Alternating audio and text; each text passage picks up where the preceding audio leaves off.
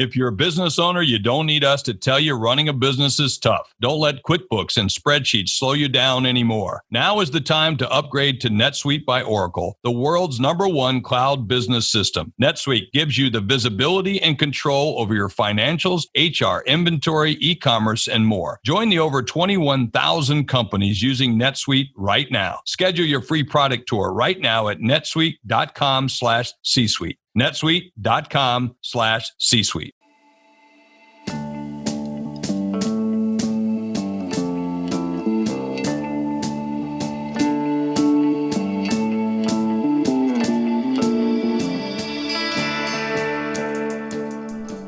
Welcome back to the Superhero Homies podcast. My name is Quentin, and as always, I am here with the homie Kevin.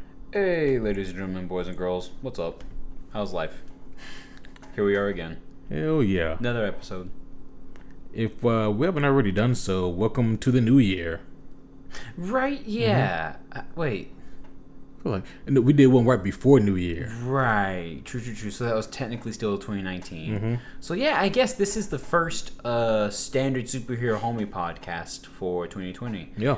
We did already do an episode on the Patreon, however, for you guys that would like the actual first episode of the year. That's on patreon.com/Superhero Homies.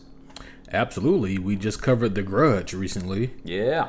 It is true. It seems like the beginning of the year usually starts with a horror movie, as far as like most notable movies for like the first month of the year. I feel like last year. That? I don't know. That's weird. Yeah. I don't know. We have to ask Hollywood. Hey, Hollywood, why is that? Special guest tonight. Just an embodiment of Hollywood. I don't know what that would be. I don't know. It's going to be someone extremely charismatic, extremely rich, and an asshole, a lying asshole. That's what I kind of Probably, picture. yeah. A real sleazy asshole, too. But one that's easy to like. So it's like, oh, fuck, man. Probably a pedophile because reasons. Probably. But yeah, guys, we just finished watching Harley Quinn episode 6, titled "You're a Damn Good Cop, Jim Gordon." Yep. I feel like I didn't mean to say it in that tone of voice. It just came out that way. Oh, I thought you kind of did, but that's okay. Yeah, no, because I think that's the only way I've ever said that episode name, like throughout the last 30 minutes. You're a damn good cop, Jim Gordon. Yep. I mean, it's weird to force yourself to not say it with an accent. Right, yeah. Yeah. Because naturally you want to say, you're a damn good cop, Jim Gordon. And get your like unnecessarily smoky voice out. Right. Yeah. Absolutely. That was episode 6, like we've already said. Kevin, what you think of this one? So it's not my favorite episode because it kind of goes into a couple of strange places and it goes in a few directions. It worked, though. This is the first time we didn't see the fucking Joker. Yeah, I think you're right. Yeah. No, yeah, there is no Joker, damn it. But it's interesting because I like the development. It was kind of like one of those sitcom-y situations where like there's a growth moment for the main character, Harley, who has to kind of realize that she has this personal predicament that she needs to overcome because it is negatively impacting those around her. Fill in the blank. Because that's like a common thread plot for... reverse that. Plot thread for a lot of different sitcom shows, especially of like your classic 80s and early 90s shows, In this case, selfishness. Yeah. Right. That was kind of the moral dilemma here. But it was fun. They did their own fun little jokes and spins on it and everything. There was a lot of comedy that really stuck this episode too, though. Even though like the stories were so hard segregated here. Like you had your hard plot A and your hard plot B, and they were very barely connected. Yeah, at all. Like if I walked into this episode not starting it from the top, I would have been like, how did we get here? What even is this? Yeah. Yeah, no, I agree. I think so far, at least for me, this is probably the weirdest episode I've seen. And that kind of weirdness was a little bit off-putting, but it was still a really good episode, I thought. Yeah. I mean, weird for this show is still pretty damn good. Yeah. Also weird for this show, it'd also be pretty damn weird. Actually, that is very... Yeah, that's true. Yeah. So it starts off really with Poison Ivy. She's lounging in the deserted mall that's now their new lair / hangout / home. And it looks good. Yeah, they're getting it fixed up, spruced up, and Poison, she's just chilling out. She's having like a glass of red wine. I've always pictured her as a red wine woman. So that makes sense to me. She likes the, I don't know, I don't drink wine, robustness of it, because it's more robust, because it's red. Of course, that's what that means. Of course? Yes. Right? Right. She likes the red colors. Exactly. I don't know, man. But in comes Harley and the crew, bursting in, disturbing Poison Ivy's peace and quiet, and Harley and the crew just stole King Tut's tomb, or his sarcophagus, or his sarcophagus. Yeah. So, fun thought, real quick, barely related. Bear with me.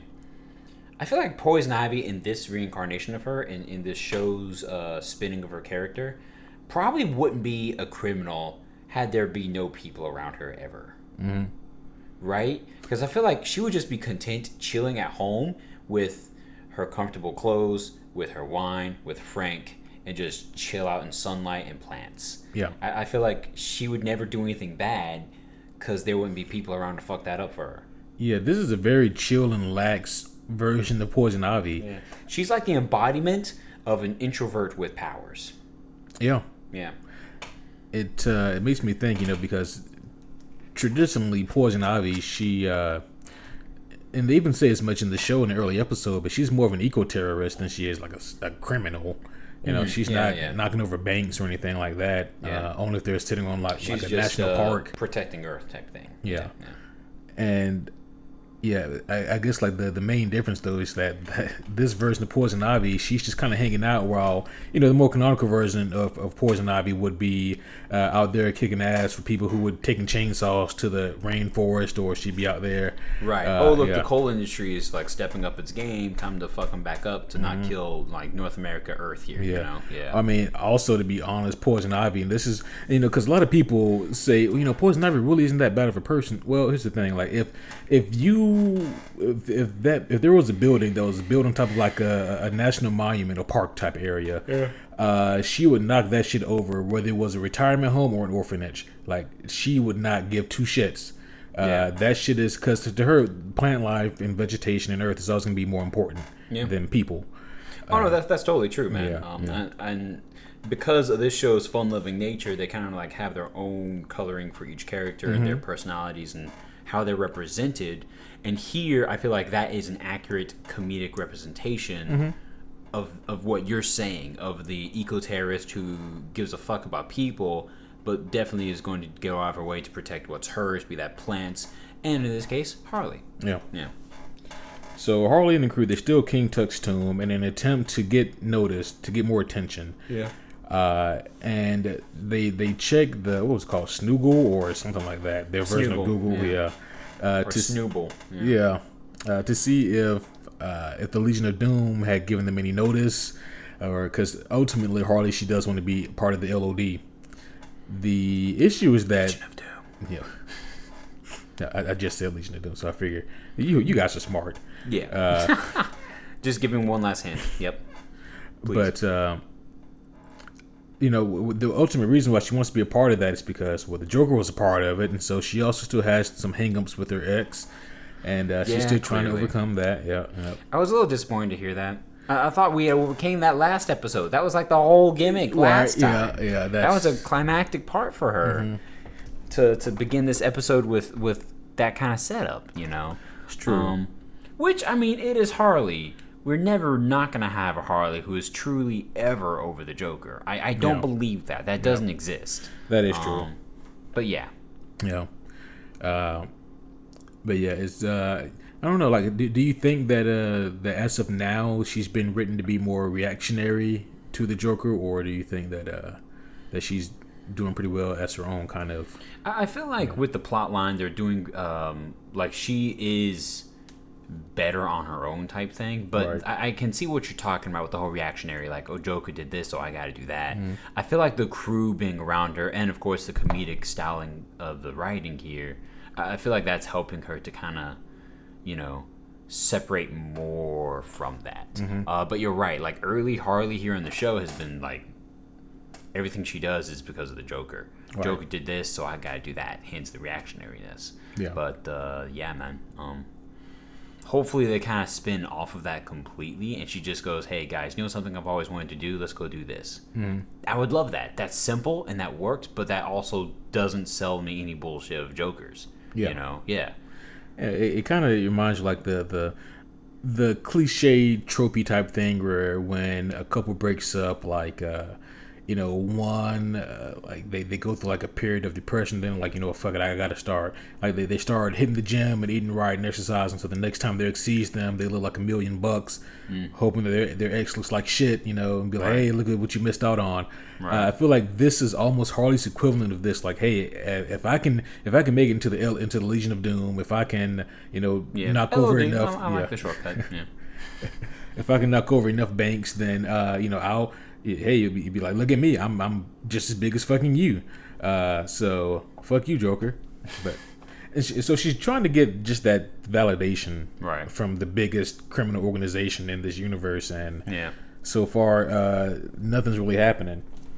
And so to be fair, like she's trying to do this because of the Joker, but the ultimate plot here is she wants to get noticed by the LOD more than anything else right now. So. Yeah, and we do get some funny shit along the way. Like, so she's trying to come up with a plan here, and then she comes up with the idea, I'm going to knock over Wayne Tower, or I'm going to pull off a heist. Right, yeah. Even Fast and Furious style, she says, which is pretty funny. Yeah, I chuckled at that, making fun of that, because you know me, man. Fast and Furious is not a movie you will ever hear me say, hey, let's go watch that. Hell no. Opposite of Kite Man. Hell no. Yep. I'm still sad we don't see Kite Man yet. I want more fucking Kite Man. Yeah, me too. And with Kite Man, I do kind of wonder. Like, first of all, I wonder outside of us, is the rest of the viewership as receptive to Kite Man as we are? I don't know. I've tried to find other fans who have watched this show, and well, lately, honestly, I haven't had time because post-Christmas stuff, I had to kind of catch up with a lot of unfortunate Weird World work bullshit. But, yeah. How about you, man? Have you found anyone that's like, Kite Man, oh, hell yeah, No, nothing yet. Damn, that makes me sad. Yeah, I don't know if I'm just not... Kite Man followers, where you at? Give us some love. I haven't been actively looking for it, but, no, me neither. Yeah. But I guess the reason I asked that is because... if there is like a large fan base for Kite Man now in relation to this show, then you have to wonder if like the creators and writers are like, okay, well that gives us something to do for season 2. We can put more Kite Man in there. I would be very happy with that. Yes, me too. I would buy that. I mean, it'd be kind of fun to see Kite Man as part of the crew. It'd be right? Yeah.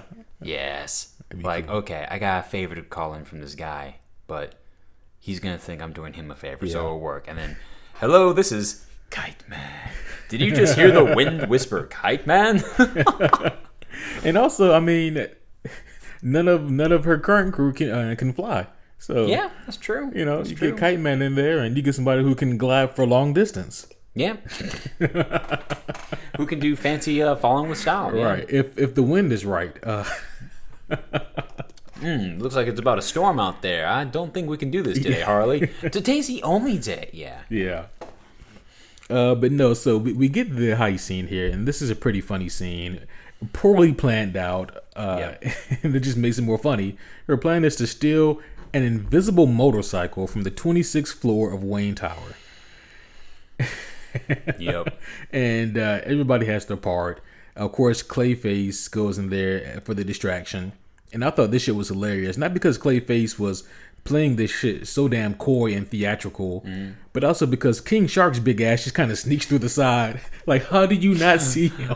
It shouldn't have worked. It should not have worked. I mean, at that point, I wouldn't have even got Clayface to like act a guard. I just would have had him come along as the main crew, being able to transform into the next guard we see, but then get like Psycho to just like hypno freeze the freaking dude in the front. Right? Yes. I mean, that was great. And also, when King Shark took over the the computer room, how he just fucking the security room, he just ate that guy's head. Harley, I want to thank you for actually calling me on a mission where I can actually utilize my my tech skills. I feel like no one really remembers that. They just think I'm a shark. They think I'm a shark. Eat the guy's head, bite it off in one, Right.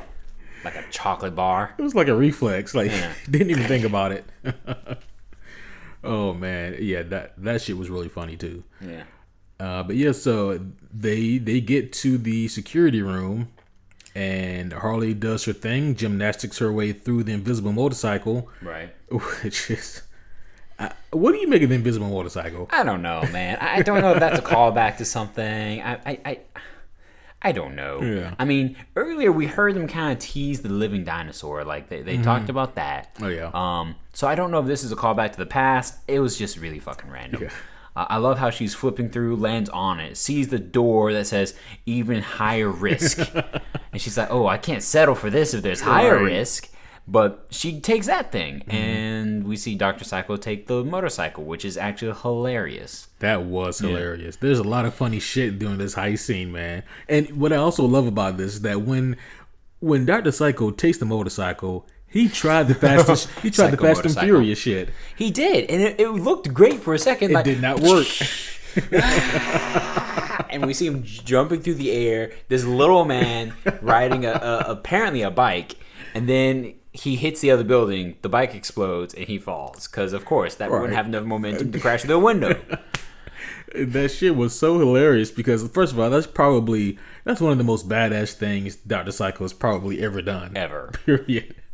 And just the fact that he had the balls to try this shit and that he thought it would work. Yep. He was just like, this is the plan. Yeah. Didn't work.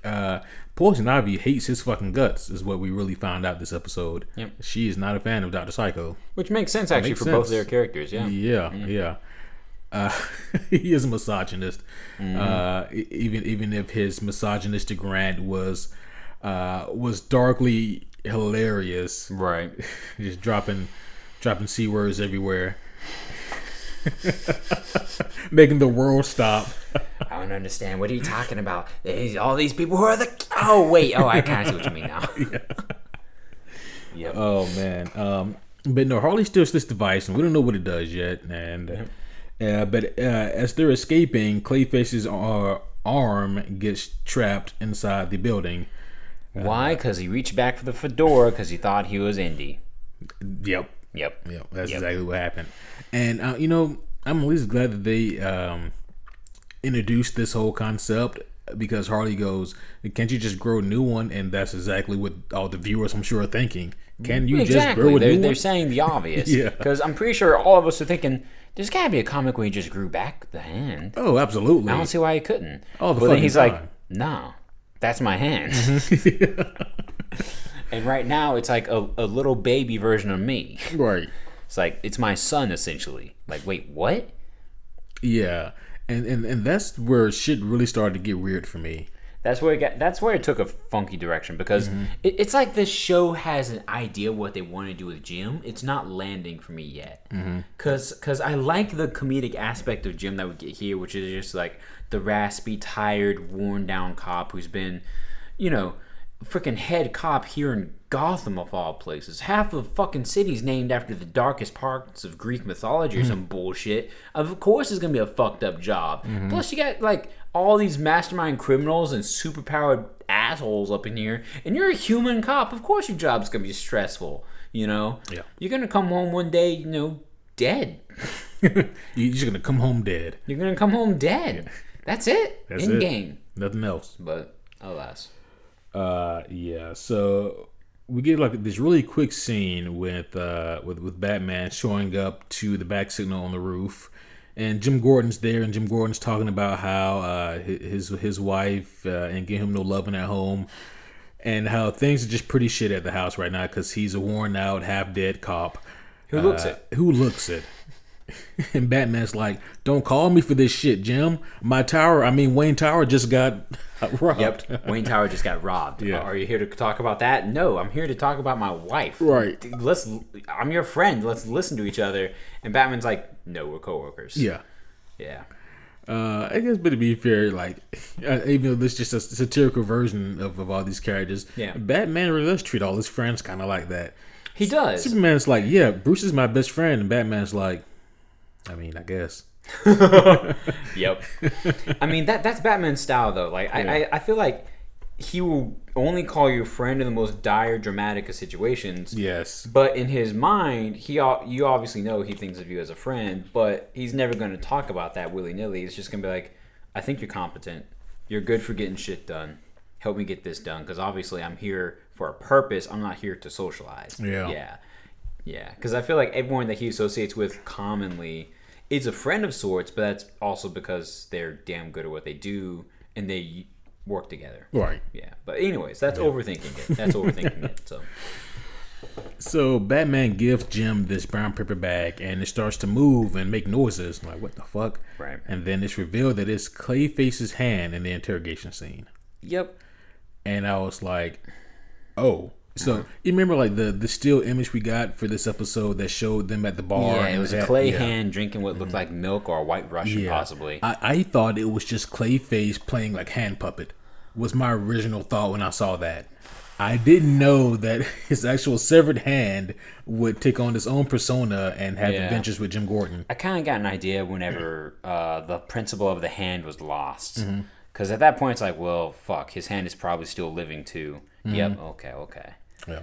But you're right. It took a weird direction at this point. Like I'm not a fan of that as much. It was funny. Don't get me wrong. Like they force fed us the whole endearing bit, and they did it hilariously. But it happened. Yeah, I mean, you're right. They made it work, but at the same time, if I were in the writing room, I probably would have been on the side that said, "Yeah, let's not make his hand a sentient being." Can we do something else? Yeah, I like the idea of selling the whole Harley needs to get over her selfishness bit, but can we do it without the hand? Right. Yeah. Yeah. But we got the hand. And here we are. And the hand begins to bond with Jim Gordon over like this weird montage of events. I mean, they do a lot. From playing poker to motorcycle riding and all kinds of fun stuff. They share a meal on the rooftop and talk about each other's lives. And this sounds gayer the more you go on. It does. It kind of does. Yeah, I'm having a hard time here steering this back into another direction. So yeah, he gets a homosexual relationship with this baby hand, I guess. I don't know. I don't know what you guys want from me. There's a couple different jokes we could obviously make here, but let's not go down this road. Let's all just spare ourselves, guys. Yes. And so now they or the crew, Team Harley, they're like, well, is your hand going to snitch on us? And Clayface is being very coy about it, not being straightforward. Yeah. And it's like, well, it's possible. And they're like, well, we need to get your hand back. So they devise, and this plan is overly complicated, oddly enough. Yeah. And it doesn't work either. No. But it is equally hilarious. Yeah. So that's when they get Clayface as a security guard with one hand, of course, and King Shark. And the plan is to go in there and to, I guess, have King Shark act like a prisoner who was caught by this cop, and just brought in so that way they could somehow excavate the place and get the hand before anything's done. Yeah. But dude, police brutality happened to that shark. Right. That shark got fucked. Quick. They've seen Jaws. Like, they know what to do. Shark man! Tranquilizer dart. All three cops come in and stomp him in the nuts. And then all of a sudden they carry him away to Arkham and throw him in a cell. He's in an orange jumpsuit by the end of a 2-second scene. Oh, yeah. Yeah. Yeah, seriously, guys. Okay, excuse me. 3-second scene. Yeah, and like 3 or 4 seconds flat. This man gets his ass whooped, is processed, and put in prison. Like, in no time flat. Maybe because of the concussion or because it happened so fast, but he probably didn't know what happened to him. Well, it happened super damn fast because, like, the 4th second in, we're looking at Harley and Clayface in the van again, just like, okay, plan B. Right. Yeah. Oh, like, little do we know that those police officers have the ability to tap into the Speed Force, right? And they just apparently Wally West gave him some shit. Oh, damn. But yeah, so King Shark, he's put in jail, and from this point here we get Clayface and Harley Quinn. Eventually they go up and they do still confront Jim Gordon, who has the hand, and it's at this point where we get like a bit of a shoot off, and it's weird because like you said during the episode, why is Clayface hiding here? Yeah, it's like you can eat bullets. Yeah. Like, they'll just sit in your clay. Problem, yeah. You'll forget they're there and just spit them out months later and be like, oh, yeah, that's right. I was getting shot at. What bullet is this? You're right. Harley makes sense to go dip out, but Clayface, you should be able to just like, oh, yeah. Well, excuse me, let me get my scary face out real quick for this. Right. The more look from like the animated series, Exactly. That Gollum looking look. Yeah. You look like a fucked up elemental. Right. Oh, yeah. But no. Yeah. I mean, he could have even... You remember, this happened a lot in the animated series. I think in a couple of the books too. But like he would smother Batman with just an onslaught of clay, just like a stream of clay, and it'll just cover your face and mouth and body to the point you can't move, you can't breathe. That's just deadly. Yeah. But no, Clayface here is like, no, not my face, and yeah, which makes meh, whatever. Right. It serves the plot. But no, eventually what we get here is that Jim, he takes a shot at Harley. Harley presses the button on the device that she stole. Yes, and not having any idea what it does, and she goes to the Batcave. What do you think of this scene here with the confrontation with her and Batman? I mean, it works because of the device. Without that, this whole episode would have been bad, honestly. But the device helps kind of like centerpiece the whole thing together because it makes sense for Batman to have Wayne Technologies to build the device which would help him teleport from A to B, B being the safe house, aka the Batcave. That makes total sense to me. Like, I buy that. So it makes sense for them to put it in this episode and for Wayne Tech to be developing this and for Harley to not knowingly use it, boom, teleport in the Batcave as well. Like that's cool with me. I like it. Is it loose for this episode, however? Oh yeah. Like that's loose as fuck, Does it work though? Again, it does. Yeah. It does. Yeah. And so she teleports and we have that moment that we see in the little like 5-second trailer from before where she's like bang, bang, bang, bang, hanging by her pants and she and Batman have a conversation. Yeah. Yep. And yeah, the conversation is basically when she convinces Batman that he's being selfish with how he's treating Jim Gordon, and at the same time, she realizes her own selfishness. All throughout this episode, she's been talking all about her and and what she wants. Yeah, and gotta never about shit. The crew. Yeah, we gotta go get famous. Oh, and get your hand back. Right. Oh, and get Sharkman out of jail. Yep. She even mentioned it earlier. Like the most ongoing concept of the Fast movies isn't just the heist, but it's the concept of family. And she has not been thinking about that. Nope. But she gets it here. Finally. Yeah, it is. And I wonder, like in the mind of Batman, like what the hell is he thinking about Harley Quinn? Because I feel like he's just more annoyed at her every time he sees her. Like, God damn it. Especially the maneuver she pulled whenever they finally did kind of go back to Jim and everything. When he was about to arrest her, because that's what Batman would do, she just presses the button, tosses it, he catches, and he's gone. That was really smart. That was very smart of her. Yeah. After that, I imagine Batman standing in his Batcave, probably falling on the same rocks because it's still in beta. Right. Damn, Harley. Yeah. I'm gonna have to keep an eye out on her. Yeah. But yeah, it's at this point where we get the reconciliation between Batman and Jim, which was great. Yeah. It's like, Jim, I'm sorry.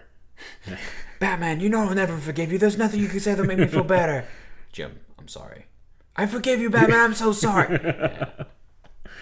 And that leaves the Hand to go back to Clayface, and they had this whole moment between the Hand and Jim. Yeah. And it's like almost like getting rid of a scalded dog that you didn't want to get rid of. Go on, get out of here. I don't want you no more. Get out of here. It was weird. And then it's like, I'll never forget. You're right. Yep. Oh yeah. You know, like I gotta say, like this could potentially be the most powerful version of Clayface. You know, we talk about how he doesn't like to take bullets because apparently those can hurt him here, but at the same time, apparently he can just sever limbs and make. The only problem that shows a weakness is that those limbs are opinionated. That's true. You said earlier that I'm not sure if the hand would give our position away or not, because it's just going to do whatever to please whoever it's with. Right. Whomever it's with, excuse me. So if he does that, imagine like both the hands are like opinionated in that regard. Like, okay, I need to please. I'm a people pleaser. Like, what happens if he loses a leg? Yeah. Is it just a fucked up like bully of some kind? You know, like what happens there? Does a leg grow two smaller legs? I don't know. I'm confused. Oh yeah, I'm thinking about some crazy shit now. Yeah, you got my head spinning. I don't. Yeah. This is uncomfortable. Right. Yeah. But after that, yeah, we get the reabsorption of the hand, like you said, and we forgot to mention like part of the B plot where Poison Ivy. We haven't talked about it at all. Yeah. So Poison Ivy and Dr. Psycho, they go.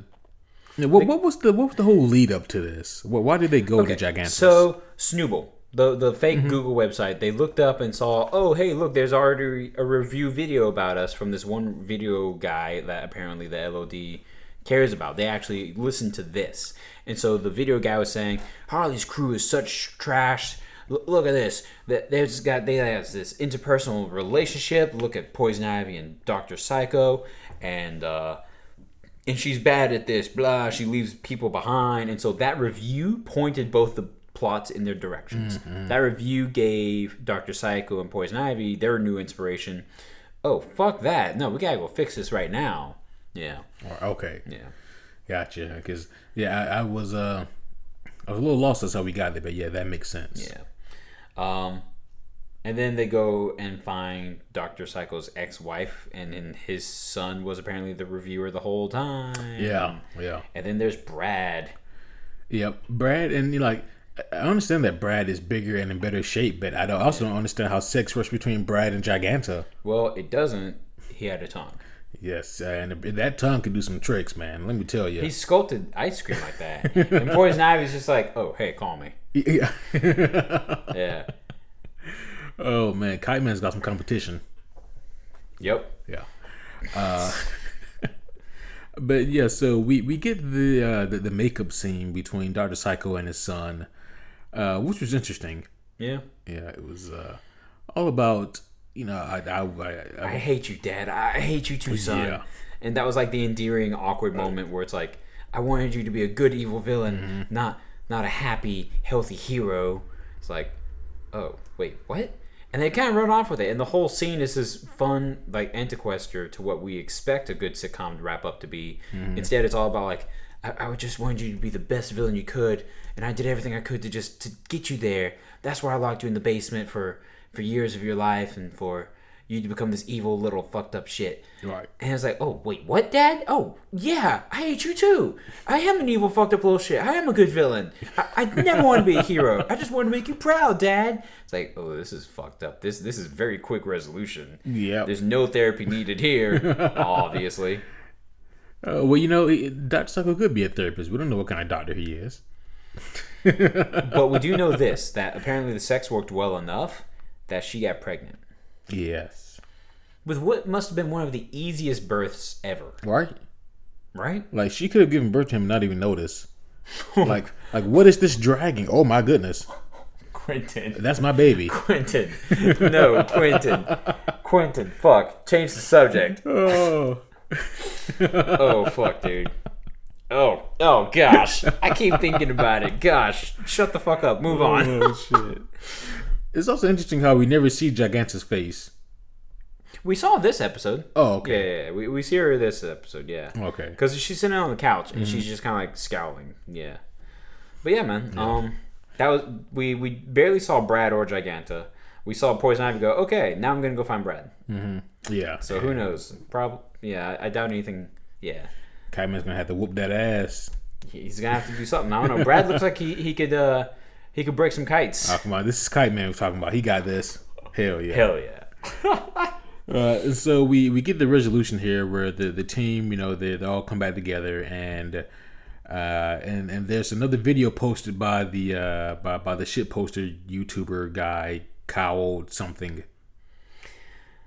Exactly. Yeah. I forget what his name was. Yeah. Cow skull. Yeah. I'll run with it. And he takes back a lot of the nasty shit he says, except about Harley forgetting her teammates. And this was a really cool moment here. I really like this. Yeah. Because Harley's like, well, what? No, I have everybody. Oh my gosh, King Shark. And we go to King Shark sipping on some prison wine. Look like straight piss. Yeah, it looked like straight piss, some toilet wine. It's like, now don't you ever make me some subpar toilet wine ever again, or I'll bite you. Or some evil like gang sounding shit. He had a bodyguard at his prison door and everything, and he was putting those people through school, man. Oh yeah, he was whooping them. He's like, hey, what did I say about those words? We don't say those words. It's like, oh, sorry, King Shark. They're learning. It's slow, but they're learning. And I love how King Shark, like, you never know what's gonna set him off, because like most things just kind of roll off his back. He don't like him being in prison for who knows how long. Like he was just like, it's fine, whatever. Oh, it's fine, Harley, no big deal. Hey, what did I say about saying? Right. Fresh meat, I think was the term. Yeah. Did you catch it? I think that was it. That may have been it. Which makes sense. Oh, look, boys, fresh meat. Yeah, it makes sense. Okay. Yeah. But and that's the end of this episode here. Yep. No, this was this episode has some funny moments. It was odd how we got from It was odd how we traversed it. Yeah. They took a very interesting route, especially with the hand and tying that into Harley being selfish, and her really needed to be more, I guess, team oriented. Yeah. Which I don't mind that. Mm-hmm. I like the idea of the growth. Yeah. I am more curious about the next episode because we watched that preview, and that looks like it's going to be very interesting. It does. It looks like we finally get another powerhouse member of the crew. Yes. Yeah. So it looks like the Queen of Fables is coming back. This time she is out of the book, apparently. Yeah. Apparently 30 years was her sentence. And it looks like thanks to Zatanna, it's good to see her again. Always good to see Zatanna. But yeah, no, that does look a good one. And I'm looking forward to seeing what we got here because... it looks like potentially, obviously we don't know this, but it could potentially be no Batman, no Joker.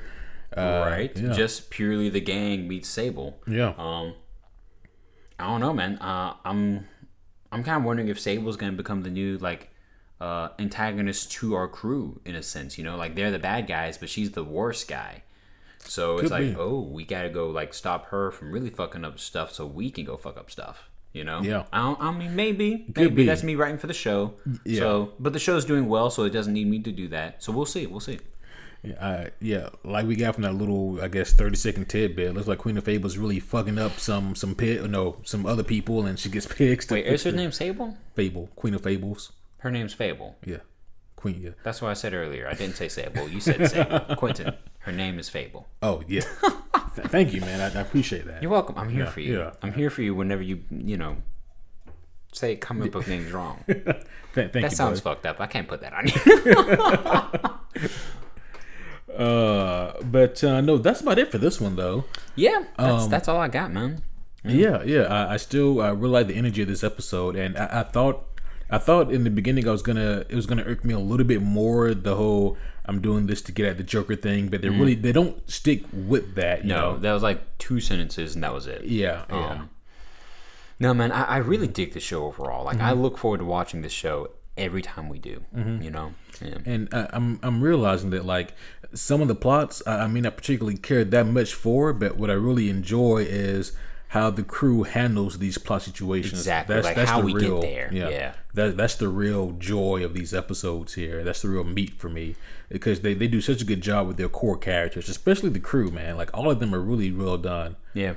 So yeah, this is still a really enjoyable show. Looking forward to next week's episode.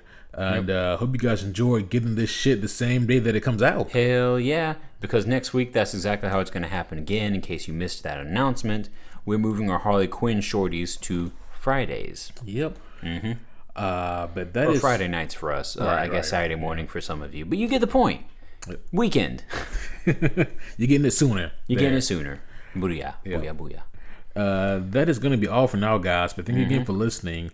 If you haven't done so already, be sure to check out our Patreon page, patreon.com/superhero homies. Got a lot of cool shit coming up. Oh, yeah. Including Mandalorian. Hell yeah. And we just did some cool shit. The big Star Wars movie that everyone's talking about. Your boys talked about it first. We done did it. And then The Grudge, we just did that one. But We of done course, we got The Gentleman coming up. We got Bad Boys motherfucking 3 coming up. It's going to be great. Oh, yes, absolutely. And also, we're going to have The Witcher coming up, too. Toss a coin to your Witcher. Toss a coin to your podcasters at patreon.com/superhero homies. Oh my gosh. I would write that. Yes. But thank you again, guys, for listening in. It is always a pleasure. You guys make our job so much fucking fun. So thank you for listening in. And feel free to hit us up with any suggestions, questions, comments, crystals, food supplies that you may have. Fuck yeah. But I think that's all I got for now, my friend. Yeah, no, same here, dude. I'm about ready to till next time, this thing. Well, here we are. Till next time, my name is Superhero Homie Q. And as always, I am Superhero Homie Kevin.